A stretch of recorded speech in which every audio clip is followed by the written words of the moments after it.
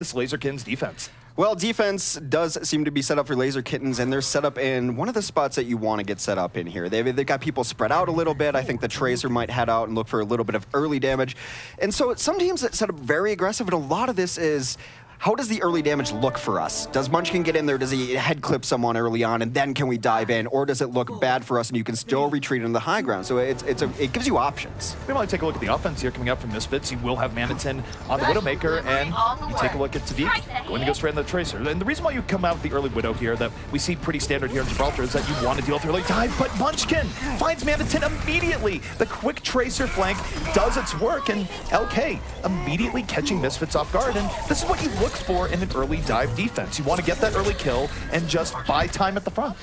Yeah, unfortunately, though, Mazauza went in afterwards, and they really didn't have any targets. Munchkin had already done it by himself, already got 2 kills that they wanted. He went in a little bit late to the party. Sometimes I feel like Winston's mail gets lost. He just gets lost in translation. There's a lot of times where he can look bad on dives because of that, but this defense looking great, looking to stabilize up top now, not having to give up much ground. They bent back a little bit, but they're able to go forward. That said, Tavik goes in, good pulse bomb on Tiana, and that will force Laser Kittens back here. The reason is that now they have way less healing. They're not going to be able to support their team, and Manitin just crunches Krems with a Helix Rocket delivered right to the face. So now Misfits will be able to get some momentum in their favor, and they're getting quite a bit of momentum here, Hex. They might be able to ride this all the way to the first point. They were doing well, but those late kills are the really pivotal ones right there because they're able to get 2. I almost got it out. I swear I almost had that word correct. I don't know what is broken in my brain, but they don't want to split spawn anymore. They don't want anyone else to go in and come back. They're trying to send these 4 back just to be able to hold pack room, and they get a couple kills off it. Yeah, they're actually holding this room rather well here. They just threw all their tanks inside, were able to take care of the front line of Misfits, including Reinforce, and now this is going to give a period for Laser Kittens to regroup and reset, which is really important in hangar phase because if you get dominated by split spawns early on, it can be very difficult to come back in and have that good defense. I thought it was really smart to retreat there with the 4, especially with those late kills, that late stagger that came out in the end there. They needed to keep those 4 alive to have any chance. And I also like where they set up, hanging out in pack room, hanging out in Mega. If you lose one of your supports, you have a second support just sitting on the ground. Indeed. This time, though, Misfits coming in and prioritizing the hangar, trying to remove Laserkins from the top. But here's the Dragon Blade from Nevix, looking to put that forward, countered by the Transcendence of Line Pro. So it's going to be a bit of a wash there early on. But Tavik has found his way to the back, able to get on the Winston, and now is a threat there while Misfits come in through the front. Reinforce, able to back out well, now going back in. So Misfits has a pretty good ebb and flow going here, but it's Munchkin able to turn the tide, sticks Reinforce, and keeps LK in this fight. I think Reinforce expected to have a bigger impact over the top with his Primal Rage on the shuttle. He was unable to knock the Transcending Zenyatta off. He was able to keep whoever he wanted to alive down there, and then his reward for his hard efforts was to get Pulse Bomb. The Sound Barrier will come in, though, for the offense. Misfits doubles down, and it is a boon to them. They get 4 kills immediately off of that Sound Barrier. It was well-timed, and LK now in a bit of a dilemma, because if they come back out, maybe they get a good delay. But if it's not resulting in kills early on, they could just feed Ult Charge and Misfits, which will power them up for the final attack. But LK, they are going to take that gamble. They are going to move in, and for now, it's somewhat even, but Misfits starting to punish a bit here, Hex, as the Dragon Blade comes out. I think the reason they came in here as opposed to the other time is they had the numbers up there and they had some ults to be able to work with, but the ults come out from the other side. Nevix brings it back with a blade, but I think Laser Kittens wanted to come in and fight at least there, but this is the fallout from it. You get these split spawns late, and now you're going to give up a lot of large push up onto the ramp. I would say that wasn't ideal for Laserkins, but it could have been worse. At the very least, they did force Misfits to burn Blade and invest a little bit into finishing that out. But even still, they're going to have options going in here. Manitin can secure the high ground, is going to have Attack Visor supporting him. They can dive in with Transcendence. This is not a bad position for Misfits to be in to finish out Gibraltar with what would be an incredibly quick time. Now, Tavik has already secured the high ground up here, too, and we see he does land the Pulse Bomb onto Gray, the stick right there. That is huge for them, too. Nana's such a big part of this comp. Tavik just goes in, sets him up for a quick 65, and the carnage continues. There is no backbone on Misfits as they dive relentlessly in the LK. The early pickoff set the stage, and that is a full team wipe in favor of Misfits. Now very close to punching this one in with what would be over 3.5 minutes, Hex. That is an insane time here on Gibraltar. Gray comes out in desperation mode onto the Sombra here that he can flex on from time to time. Tries to get up top to take down Tvik because he knows that they can't just cede that high ground to a soldier. Munchkin dies of his own accord, and they're rolling through. No one there to contest the cart. Gray unable to get out of spawn. That, you know, I've seen a lot of Overwatch. I'm gonna go ahead and just say it's a pretty quick time. Pretty quick time in Gibraltar. Well, it was very good, and again, you take a look at what Misfits was saying in the aftermath of TakeOver, where they said very publicly, look guys, we didn't feel we played up to our potential. You saw a little bit of it in their final game versus Movie Stars, but other than that, it wasn't great for us. And you take a look at them here versus Laserkins, it was a much better showing. They look great. They looked unstoppable. Really, the only person who had a lot of standout moments for Kittenz was Munchkin. In the few fights that they did win, especially early on, his Tracer play was exceptional, so we'll continue to look out through that throughout the day. But I don't know. Now I'm kind of regretting. Maybe they should come in on second and stall out. A lot of the things we've seen in North America lately, and not to draw too many parallels, but you don't want to give up any moment for free. And Yeah. even in Europe, I mean, that's kind of the rogue style too. Don't give up anything for free. Deal with your stagger later. It's always this risk-reward hex that Yeah. teams are looking at here, where do we go in and stagger? How long do we have to stagger to make this worthwhile? And are we going to do it well enough that we don't give the team the weapons they need to just finish out the map with authority? And it didn't quite work out for Laserkins there. Misfits, after what was somewhat shaky start in first, really got momentum and didn't let it go for most of the map. Yes, Laserkins did reestablish for a bit in second, but they only held it for one push, and Misfits was able to exploit weaknesses in the back. And for me, oh man, is this where we've got here, where we're doing combination emotes? It's not just Winston dance anymore. You got to mix in some push-ups too. Well, you mentioned about the risk and reward, and on Gibraltar, the stakes are even higher. It's because of the split spawn possibilities, and they wanted to avoid that on second, which they did. Worked out for them. Did not work out on last, and you know that if you stagger, you're going to double stagger. Looking to set up for a very aggressive defense, a little bit of a different style. I don't see necessarily what Tvik is set up, but it doesn't look as far into the back line. This is going to rely maybe on trying to get a lot of early cleave damage and see where they can actually set up top here. Well, Misfits certainly is not posturing to give up too much for free here. I do think they're going to dive into LK sooner rather than later. And again, you take a look at Tvik, he's just waiting to see, all right, is the Widow going to come up there? Can I bop it early on? Not quite the position he was looking for, but now you see Misfits just winds it back up, and oh, what a shot from Krems. That takes Tvik down very early here, and it's a great opportunity for LK. They get the 6v5 they're looking for, and they can pile on pressure the Misfits. And if Misfits isn't careful, this will go all the way to first, so they do need the reset here. Tvik was looking for Krems. Krems found Tvik in that game of hide and seek there, and a damage-boosted Widow as they're trying to get out. Now, this is so great because look what Kib's doing. He's just going to be scouting up top, calling targets as they come around corners that he sees them. He's going to shut down that far door with that shuriken spam, and Krems is going to keep eyes on the other one. Munchkin not able to win that Tracer fight, goes down to Tvik, and now Misfits going to be giving LK a taste of their own medicine. Now it's them with the early advantage, and they press it early on. They get right into server room, remove LK from here immediately, and this should result in a full reset from the offense. So even though it was a tough start for Misfits, they immediately rebound and regain control.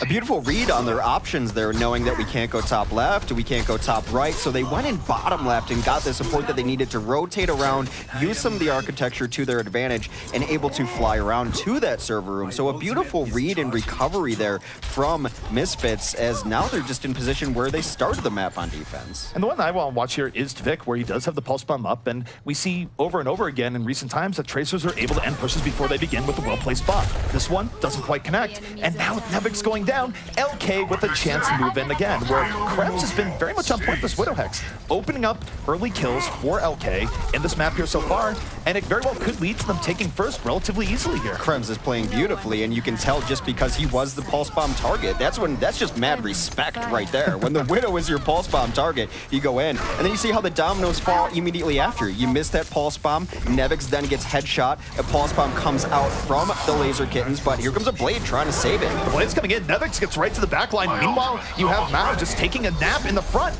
I wonder if this is enough for Misfits. Nevix has opened the door for Misfits to come back in, and they are swarming on the payload. But for me, that was a great sleep dart by Zebo to stop what would have been very big disruption coming in from Mao.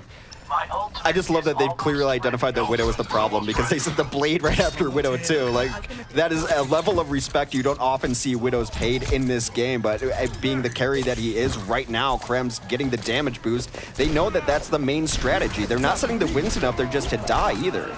Well, Kib, a Dragon Blade of his own, moving to the back line, and he is on a rampage. Has 2 here so far.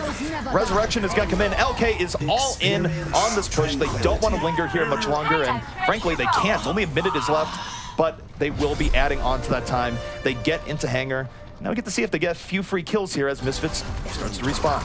Perhaps a late transcend, but as you mentioned, with a minute left, you're all in. Do you really want to look back and did we lose a map because we were greedy on a transcendence? But it's something that they would probably like to have in here as the alt economy has shifted very largely in favor, but the great positioning here for them. And right now, it's going to be a matter of can Misfits adjust and find another entry because that door is closed, essentially.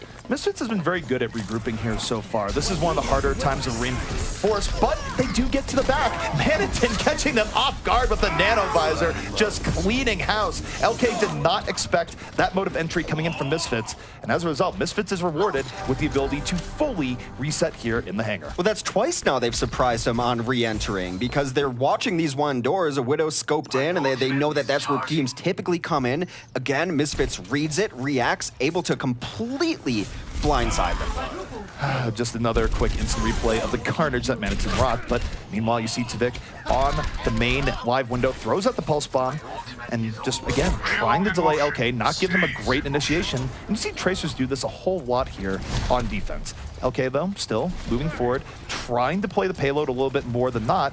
And Misfits, they're rather spread out on the defense here. They're making LK come to them so they can come in and swarm all around them. But this time it doesn't quite work out for Misfits. They lose 2 early on, and this has been very back and forth, Hex. Well, that's a great job by LK just to win their duels. As you mentioned, everyone was spread out there. We saw it on our free cam that there was a lot going on in different directions. There was a leap in, and pretty much everyone had to take a 1v1 in that situation, and Laser Kittens dominated their 1v1s. They went 4-0 in them. Misfits can still delay here, and Nevix still has the blade, so if there was a hero moment, it would be coming out here from Nevix. Misfits reinforcing. Where is Nevix? Is the blade going to be coming out? The blade is out, but so is Kibbs. Both Genjis slicing their way through this point, but it's going to be a little bit more effective for Laserkins this time around, as they are up in numbers, and yet Misfits still fighting. Reinforce still very much controlling space in and around the payload, and now, off of Reinforce's tank play, they might be pushing this one back, Hex. I'm just not sure that they're giving their own Winston the support he needs while they are getting pushed back on their 1v1s. You can kind of collapse on your DPS there. When your Winston's down taking a 1v2, why not give everyone else a opportunity to get down there and join him and make it a different fight? This, of course, one of the blades that came out earlier from Nevix's dueling blades decided that last fight. Well, Manitin might have gone a little bit too deep to the well. Krem's able to find his opposite number, sets up LK for the 65, a resurrection in reserve, and with a minute left, Hex, this is LK's opportunity to extend out this map and keep the hope alive. The pulse bomb does connect, but it's still LK with a dominant numbers advantage as they approach second here, and they are piling on. The resurrection gonna be bringing up the fallen, and this should be a clean take of second, albeit highly delayed here for LK. A little bit late there, but again, you don't want to hold on to those. You see the consequences of the split spawn up in your kill feed there as 2 people had to leap off. That should give a little bit of push. I do want to see the team play a little bit closer to Mazasa. I feel that he finds himself in 1v2s and 1v3s because the DPS get distracted with the fights they want to take. Bring the fight down to him. Let him help you out with that cleave damage. Mazasa has been left out on island multiple times here, but the next fight is underway, and early on, Manitin with the visor gets the better of Brady in the back, and what a rocket! A 3-for-1 special delivery courtesy of Manitin. Achievement unlocked there. It is an achievement, and not the easiest one to get, but when a team lines up for you like that, they seem to be... You know, when a team leaves and another team just sets up a play of the game for someone, it looked like that's what was happening right there. It's like, everyone, get to the spawn door, we'll be fine. Oh, can I get the soldier achievement, guys? Well, something like that. Either way, Reinforce diving right to the back. Primal Rage armed and ready. They're down several early on, so Reinforce isn't going to get the support he really needs here outside the sound barrier. Somewhat of a dicey fight for Misfits with that lack of healing, and LK, they're fighting it right back with the tactical visor. Reinforce going to have to retreat there in a quick hurry. He leaps out, and LK perhaps has seized a window here off of that early on kill. They are piling on right now, Hex. Getting all the kills they need, but they're still really behind on this map. Let's not lose sight of the forest for the trees here.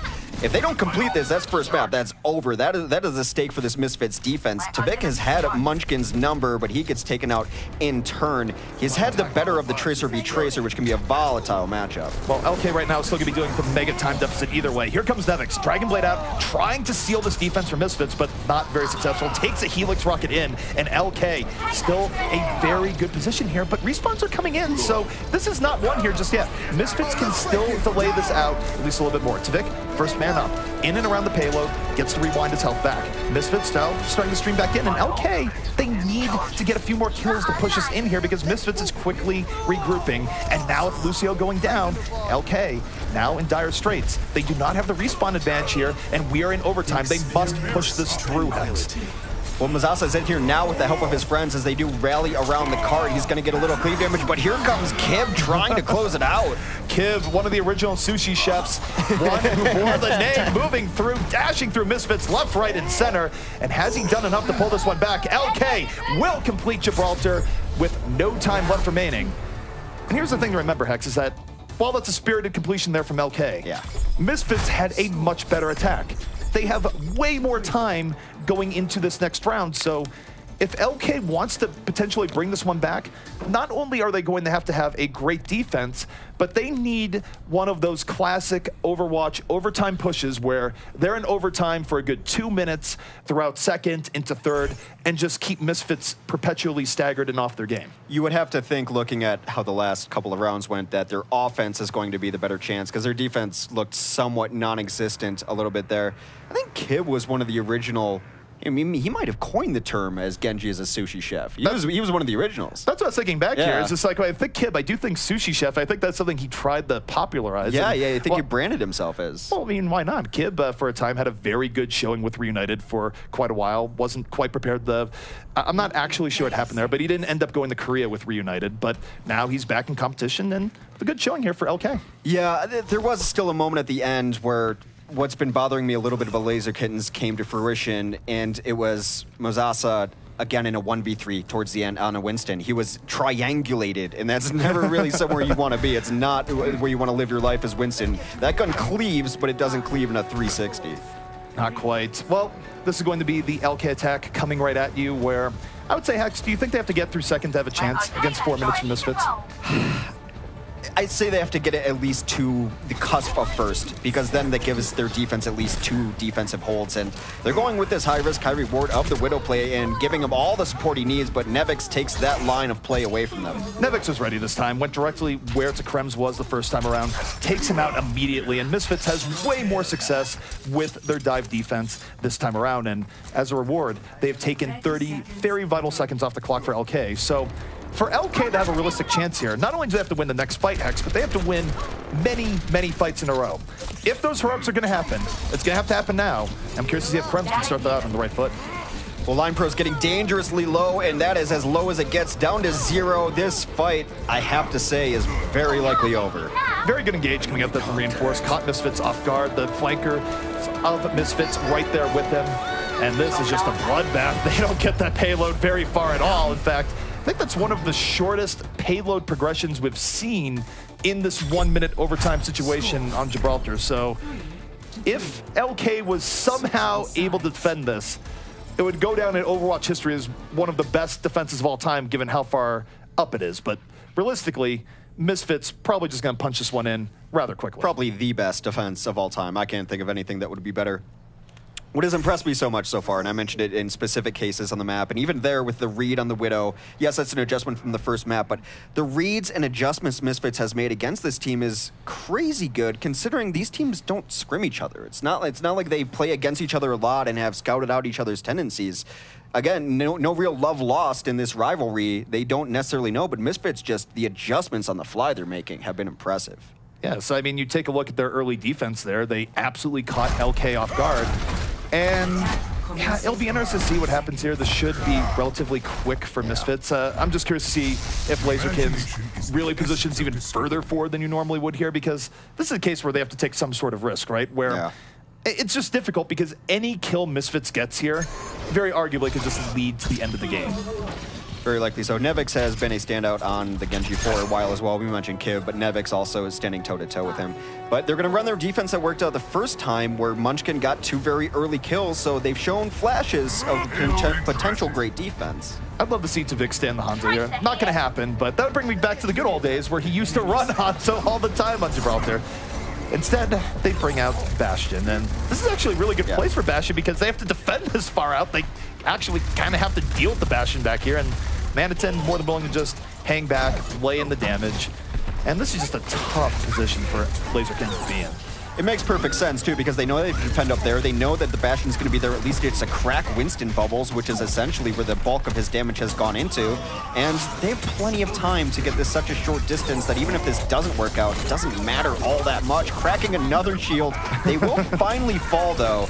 Interesting to see what Manitin does to switch on this. Well, the important thing there for LaserKings too is that was basically flawless on the defense, where because the payload square is so far up, they lose even one person that quickly snowballs into a 65 because of where respawns are. So we'll see. LaserKings has burned off 1 minute off the clock. I'm not sure Misfits was going in with the most standard of strategies early on, but LaserKings for now, they're holding relatively firm. That said, they lose Krems early on, and even if they're able to pull this back and full, which it looks like they're doing, Misfits will still have a power play opportunity coming up. They will, but it's going to be a brief one because Krems does have those Old Man Soldier 76 shoes able to sprint back there, and they should be at full force here. Regardless of if they lose this or not, because there's still 3 minutes left, this has been a pretty impressive defense.